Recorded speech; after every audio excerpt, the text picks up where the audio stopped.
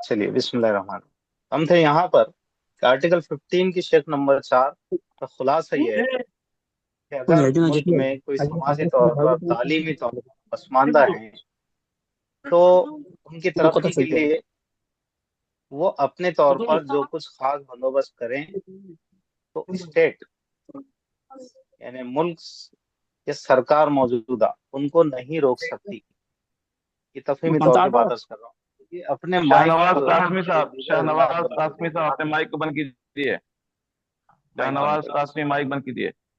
हाँ, ठीक है जी। जी। उसके बाद इसकी शेख नंबर 5, पॉइंट नंबर 5, इस आर्टिकल में क्लॉज नंबर 5 कहेंगे उसको शेख। इस आर्टिकल में या आर्टिकल 19 की शेख नंबर 1 की झेली शेख जी में कोई भी चीज रियासत को किसी भी, अच्छा ये जो हवाले होते हैं, मैं यहाँ पर थोड़ा सा एक बात अर्ज कर दूं, खास करके तलबा के लिए। हमारे असातिज़ा तो इसमें जुड़े हैं, मैं उनके कदमों की खाक भी नहीं हूँ।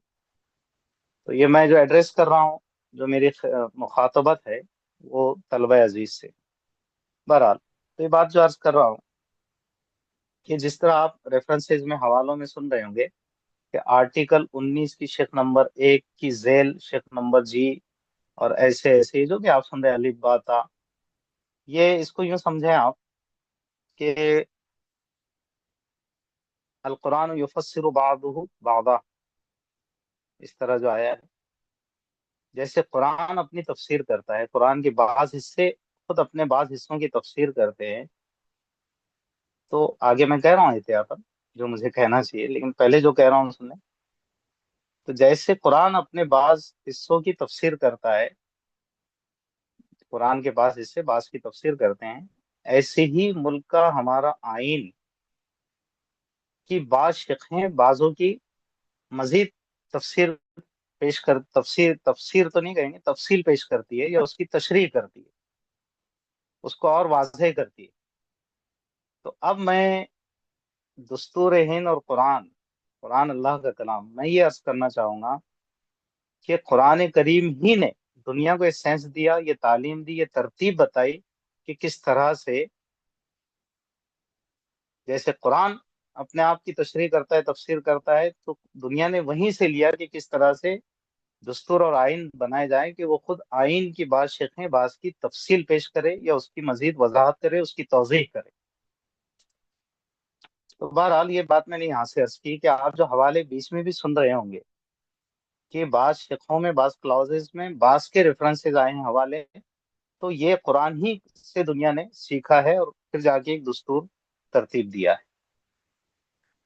तो कहते हैं शेख नंबर 5 आर्टिकल 15 की, इस आर्टिकल में या आर्टिकल 19 की शेख 1 की झेली शेख जी में कोई भी चीज रियासत को किसी भी समाजी, सुनिए आप, कोई भी चीज रियासत को, स्टेट को किसी भी समाजी और तालीमी तौर पर पसमानदा तबकों या दर्ज झेल, दर्जा फहरिस्त, माफी चाहता हूँ, दर्जा फहरिस्त जातों, यानी जो जाते या दर्ज फहरिस्त कबाइल, ट्राइब्स वगैरह डिक्लेयर हो गए कि ये पसमानदा है, तो उनके तरक्की के लिए कानून के जरिए कोई खास बंदोबस्त करने से नहीं रोकेगी, जहां तक कि ऐसी खुसूसी दफात उनके दाखिले से मुतालिक हों, चाहे वो निजी तालीमी इदारों में दाखिल हों या गैर इमदादी तालीमी इदारों में, एडेड हो गवर्नमेंट से या नॉन एडेड हो, जिनका हवाला आर्टिकल 30 की शेख नंबर 1 में दिया गया है। इस क्लाउज का जो खुलासा है वो ये है कि मुल्क अजीज में जो तबकात पसमानदा हैं, ठीक है, मैंने अर्ज किया ना कि बुनियाद तो ऊपर चल रही थी, कि उसके क्लॉजेज में आप इजाफे देख रहे हैं, उसकी शेखों में आप इजाफे देख रहे हैं। तो शेख नंबर 5 पे मजीद तफसील के साथ ये बात दर्ज की गई है कि मुल्क में अगर जो पसमानदा तबके हैं, पसमानदा समाजी एतबार से हो, तालीमी एतबार से हो, तो वो अपने निजी तालीमी इदारों में अपनी पसमानदगी को खत्म करने के लिए जो कुछ जो काविशें, कोशिशें करें, और ये तो बात बिल्कुल माहौद जहनी है, बिल्कुल मुहक्कक है कि वो कानून के दायरे में हो, संविधान के दायरे में हो, तो वो अपनी اپنے ادارے قائم کر کے یا اس طرح سے اپنی پسماندگی کو دور کرنے کے لیے جس طرح کی بھی کوششیں کاوشیں کرتی ہیں، اسٹیٹ کو یہ رائٹ نہیں رہے گا، حق نہیں رہے گا کہ وہ ان کے متعارض ہوں یا اس میں انٹرفیئر کرے۔ اس آرٹیکل کی روشنی میں آپ غور کریں کہ کیا ہو رہا ہے اور کیا ہونا چاہیے، کیا کیا ہونا چاہیے اور کیا ہو رہا ہے۔ آگے بڑھتے ہیں۔ اب آئیے آرٹیکل 16 کی طرف۔ 15 پر ہم نے بات کر لی، 16 کی طرف آئیے۔ یہ اس کو بس میں ایسے ذکر کر دوں گا، ایک ہی لائن ہے لیکن ضروری ہے کہ ہمارے نالج میں یہ رہے۔ آرٹیکل 16، سرکاری ملازمت کے لیے برابری کے مواقع، یہ ہمارے فنڈامنٹل رائٹس میں سے ہے۔ یاد رکھیں، تیسرا حصہ بنیادی حقوق سے متعلق ہے، فنڈامنٹل رائٹس، یہ اسی کے ذیل میں سب کچھ چل رہا ہے۔ تو آرٹیکل 16 کہتا ہے سرکاری ملازمت کے لیے برابری کے مواقع سب کے لیے ہے۔ سرکاری ملازمت اس میں نسل کی بنیاد، دیکھو بنیاد وہی چل رہی ہے نا، مذہب، نسل، ذات، جنس یا جائے پیدائش کی بنیاد پر کوئی امتیازی سلوک نہیں کیا جائے گا۔ اس کو کمیونل ڈسکریمنیشن کہتے ہیں قانون کی زبان میں، وہ نہیں کیا جائے گا۔ یعنی سرکاری ملازمت کے لیے اگر آپ ایلیجیبل ہے، ڈگری ہے آپ کے پاس، تو کیا مسلم، کیا غیر مسلم، کیا کوئی اور، سب برابر ہیں۔ بس اس کے وہ کرائٹیریا رہے گا، اس کی ڈگری، اس کی صلاحیتیں یا اس کی اپنی جو تعلیمی لیاقت ہے وہ کافی رہے گی۔ مذہب، نسل، ذات، جنس یا جائے پیدائش اس کو بنیاد نہیں بنایا جائے گا۔ آگے بڑھتے ہیں۔ آرٹیکل 17، 17، یہ بھی ایک ہی لائن کا ہے لیکن بہت لفظ دلچسپ مناسب نہیں رہے گا کیونکہ دستور کا ہم مذاکرہ کر رہے ہیں اس لیے، لیکن یقیناً سن کر آپ کو لگے گا کہ اچھا یہ آرٹیکل 17 میں ہے۔ ایبولیشن آف انٹچیبلٹی، چھوت چھات کا خاتمہ، یہ آرٹیکل 17 میں ختم کر دیا گیا دستور ہند کی دفعہ 17، آرٹیکل 17 میں، اس کو یاد رکھیں۔ آرٹیکل 17 کے تحت اب چھوت چھات بھارت میں غیر قانونی مانی جائے گی کہ بھئی یہ اپر کاسٹ کے، یہ لوور کاسٹ کے، یہ اونچی ذات کے، نیچی ذات کے، یہ فلاں ہیں، یہ فلاں ہیں۔ تو آرٹیکل 17، تو میں یہاں پر بلا تکلف عرض کروں کہ آرٹیکل 17 کی تعلیم تو آج سے 14 صدیوں پہلے قرآن کریم نے، دین اسلام نے دے دی تھی۔ آرٹیکل 17 جو ہے یہ اب بنا 1949 میں ڈرافٹنگ کمیٹی نے پیش کیا، ورنہ چھوت چھات کا خاتمہ تو اسلام ہی نے 14 صدیوں پہلے کر دیا۔ سلام و نبی کریم صلی اللہ تعالی علیہ وسلم کی ذات گرامی۔ اس کے بعد آئیے بہت اہم جو حصہ شروع ہوتا ہے دستور کا، وہ ہے حق آزادی، اور اس کی بعد ہم دفعات پر مذاکرہ کر کے انشاءاللہ بات کو سمیٹیں گے۔ حق آزادی، اور نوٹ ڈاؤن کر لیجئے اس کو، آرٹیکل 19، 19، دفعہ 19، بہت اہم ہے۔ حق آزادی، یہاں سے جو آرٹیکل شروع ہوتے ہیں وہ چونکہ ہم سے ڈائریکٹلی متعلق ہیں، اس لیے اس کا جان لینا ہمارے لیے بہت ضروری ہے۔ آرٹیکل 19، آرٹیکل یعنی دفعہ 19، سنیے، آزادی تقریر اور اظہار رائے وغیرہ سے متعلق بعض حقوق کا تحفظ، یعنی دفعہ 19 ہم کو تقریر کی آزادی، اظہار رائے کی آزادی فراہم کرتی ہے۔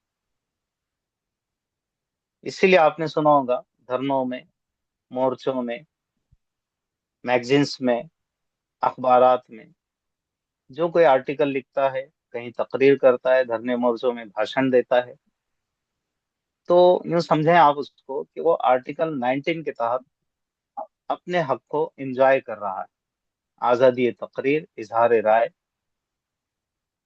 اس کی بھی کچھ شقیں ہیں اور بہت غور طلب ہیں، قابل توجہ ہیں۔ آرٹیکل 19 کی بنیاد تو ہے آزادی تقریر، اظہار رائے کی آزادی، تقریر کی آزادی، اس سے متعلق بعض حقوق کا تحفظ، یہ آرٹیکل 19، دفعہ 19۔ اس کی شق نمبر 1، اور شق نمبر 1 کے ذیل میں الف با تا، جو آپ کہہ لیجیے ABCDE تک، گویا 1 2 3 4 5 چھ جزیات اس کے اندر. آرٹیکل 19، پھر اس کی شق نمبر 1 اور اس سے متعلق 6 جزیات. توجہ سے سنیں. نمبر 1، تمام شہریوں کو یہ حق حاصل ہوگا تقریر کی آزادی کا، اظہار رائے کی آزادی کا. اس میں اے، تقریر اور اظہار کی آزادی. بی، پرامن طریقے سے اور بغیر ہتھیاروں کے جمع ہونا. یہ بھی بھارت کے ہر ناگرک کا آرٹیکل 19 کے تحت بنیادی حق ہے. پہلی چیز، تقریر اور اظہار کی آزادی.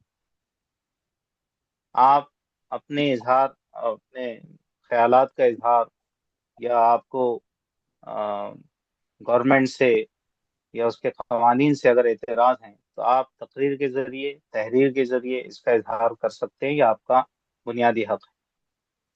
ایسے ہی اس کے بی میں کہا گیا پرامن طریقے سے اور بغیر ہتھیاروں کے جمع ہونا.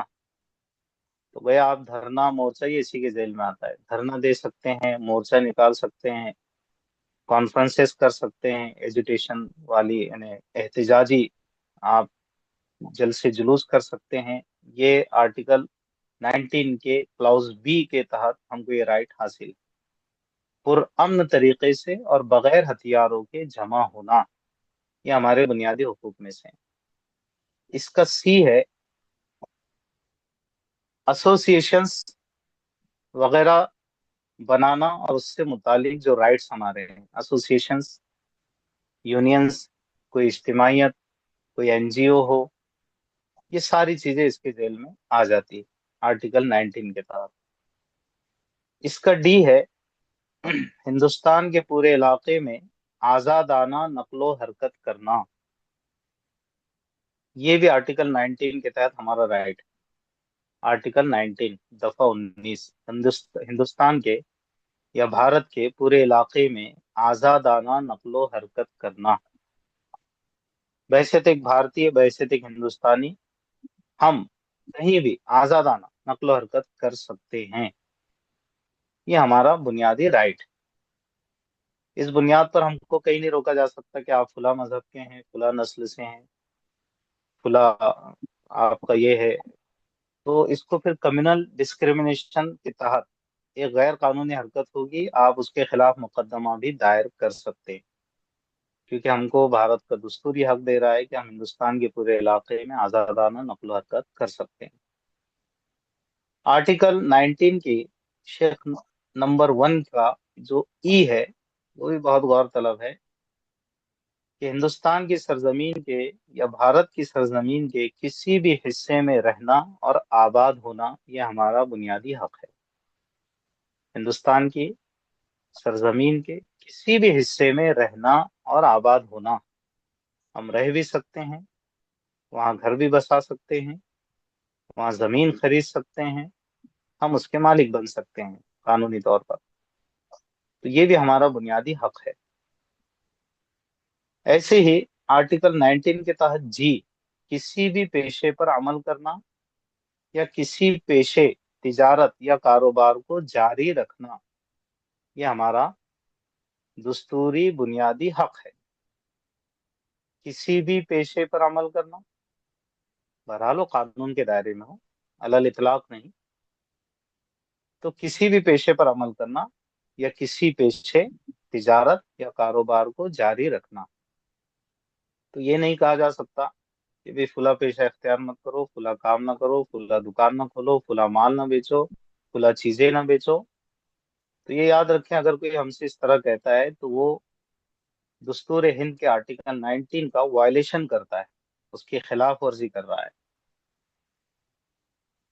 تو آپ اس کے خلاف مقدمہ دائر کر سکتے ہیں کہ بھی یہ تو ہمارا بنیادی حق ہے اور ہم کو اس سے روکا جا رہا ہے.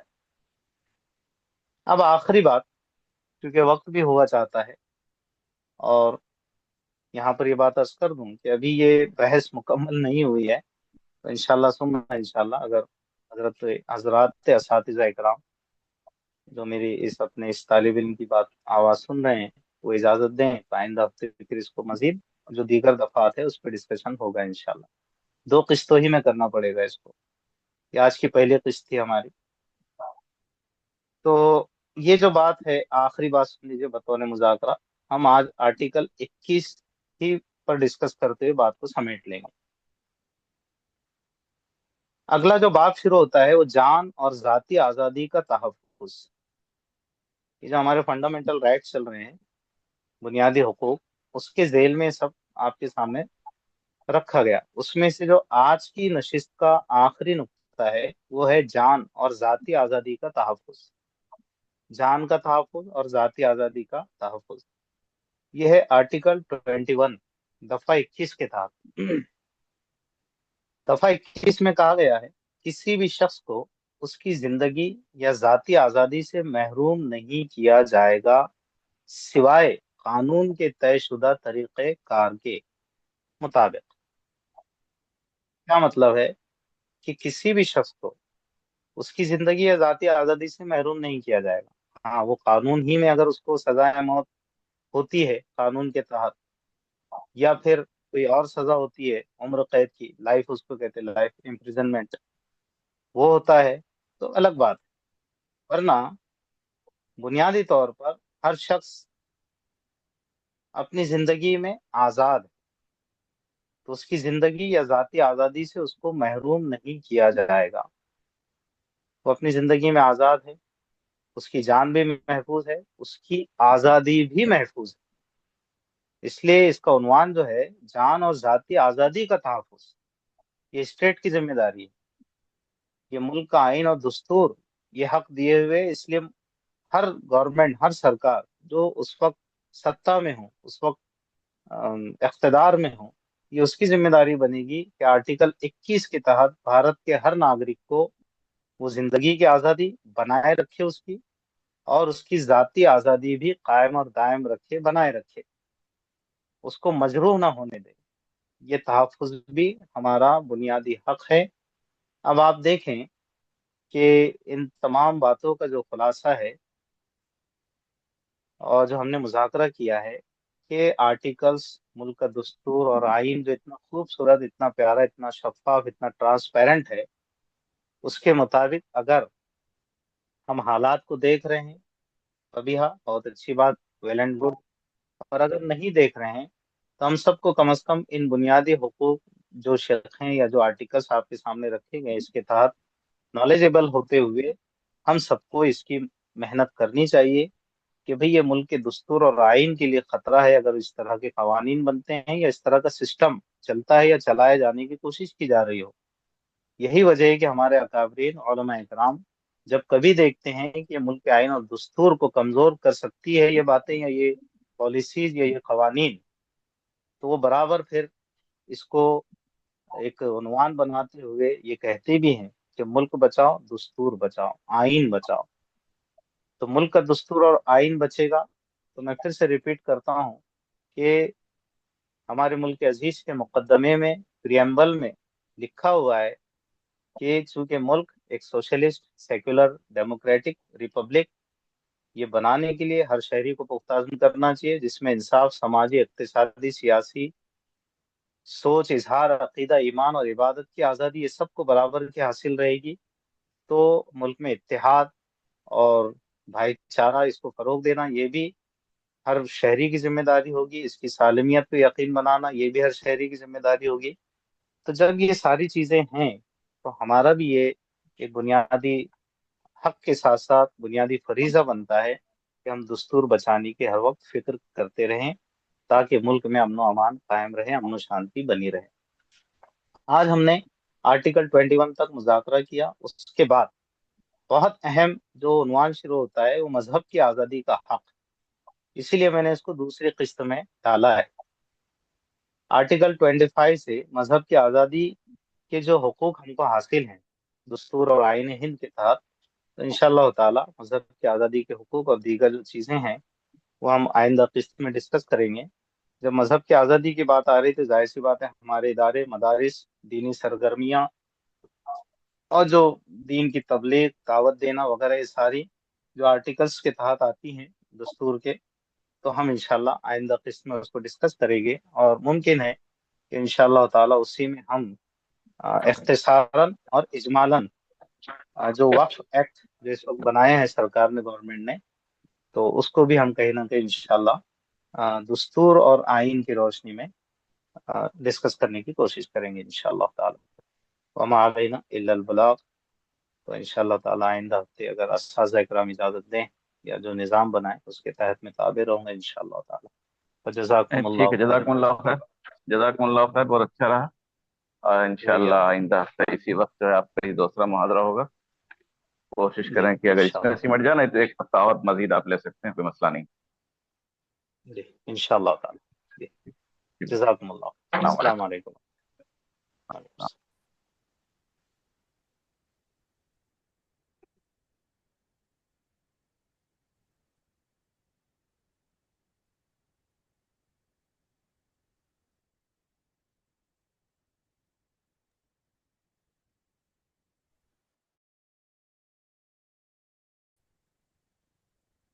E tiro madung gue bos askan.